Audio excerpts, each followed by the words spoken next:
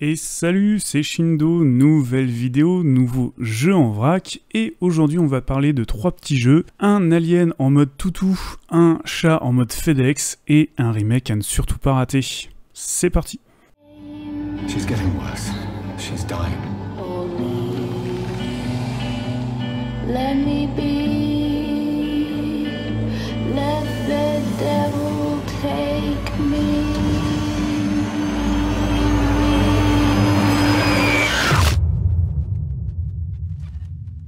Je commence avec Alien Isolation, un jeu d'horreur qui a été popularisé par le stream, par le fait que les streamers du coup jouaient à ce jeu et que tout le monde adorait les regarder flipper, mais comment dire, manette en main, il y a eu quelques soucis. Bon, déjà, ce qu'il faut dire, c'est que effectivement l'ambiance est superbe, ça retranscrit vraiment bien le premier Alien, tout simplement.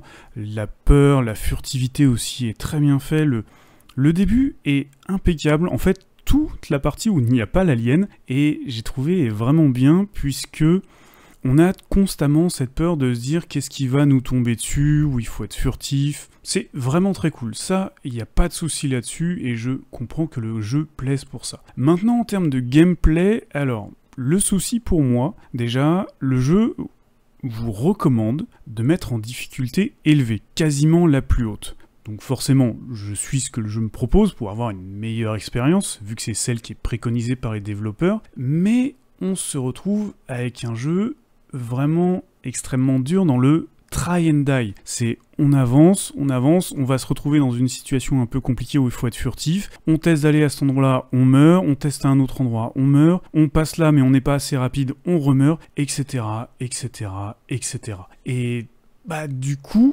le souci, c'est que ça plombe en fait tout le travail d'ambiance, puisque au bout d'un moment on n'a même plus peur, en fait, on ne fait juste que mourir en boucle, ça devient vraiment lassant, et j'avoue que bah au final je finis par regarder des solus sur YouTube, parce que je me dis, il y a un problème, il y a quelque chose que je fais mal, c'est pas normal que peu importe ce que je fasse je meurs, et on s'aperçoit en fait avec les solus que le principe c'est surtout en fait de foncer très vite dans le tas jusqu'au point d'extraction, avant que les humains ou l'alien nous chopent, tout simplement. Donc je trouve qu'il y a un certain manque d'équilibre. Peut-être qu'il faudrait que je refasse le jeu avec une difficulté moins élevée, mais je me dis qu'on perdrait justement le côté où on se fait one-shot, et donc la peur qui va avec. D'autant plus que malheureusement, l'iconisation de l'alien est extrêmement ratée.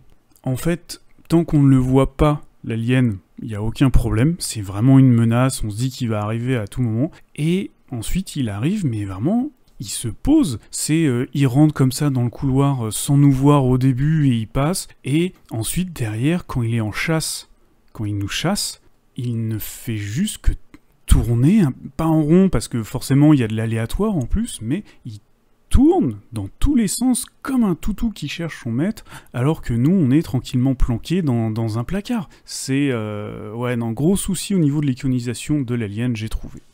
Donc dommage parce que l'introduction du jeu est vraiment bien, mais dans l'exécution du gameplay, je trouve que ça pêche énormément.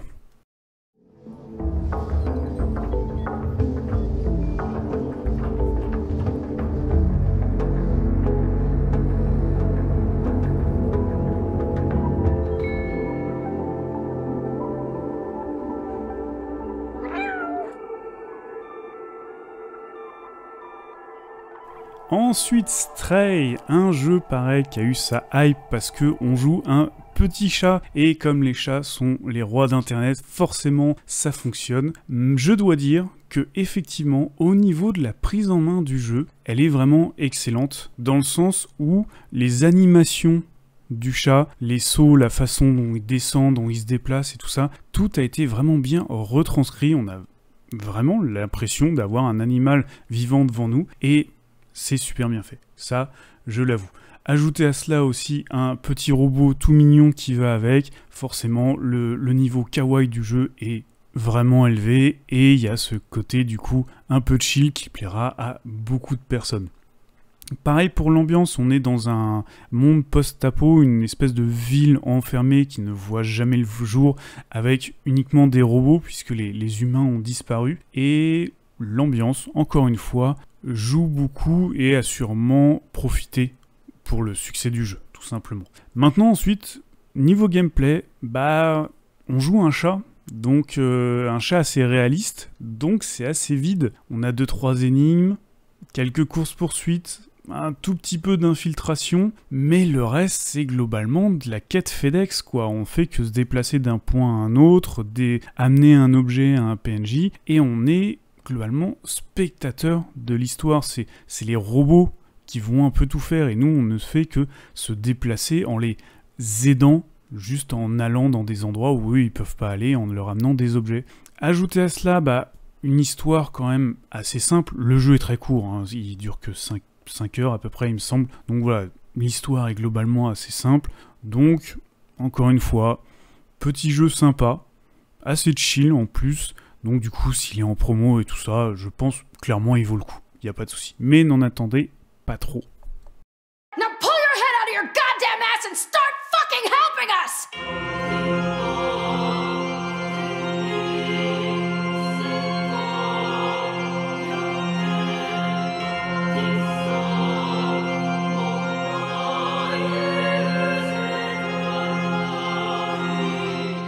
Et enfin, je profite de cette vidéo quand même pour parler de Nier, notamment du remake Nier Replicant. Voilà, vous voyez avec mon avatar sur ma chaîne que je suis un très gros fan de Nier, auquel j'ai joué le premier du nom sur PS3, qui était le Nier Gestalt. Donc en fait, Square Enix avait fait une version occidentale parce que, soi-disant, on n'aimait pas trop les jeunes et faibles japonais là, de 17 ans qui sont assez courants dans les shonen. Donc ils nous avaient mis un papa au lieu d'un frangin. C'est vrai que la daddification était assez récurrente à cette époque sur cette génération-là.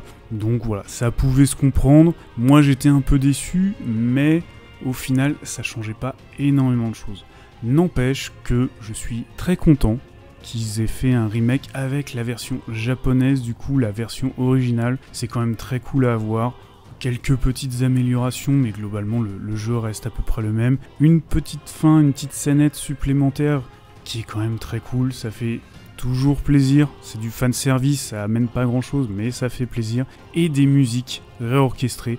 Je ne pensais pas que les musiques du premier Nier pouvaient être améliorées, je les trouvais déjà absolument superbes, et pourtant c'est le cas.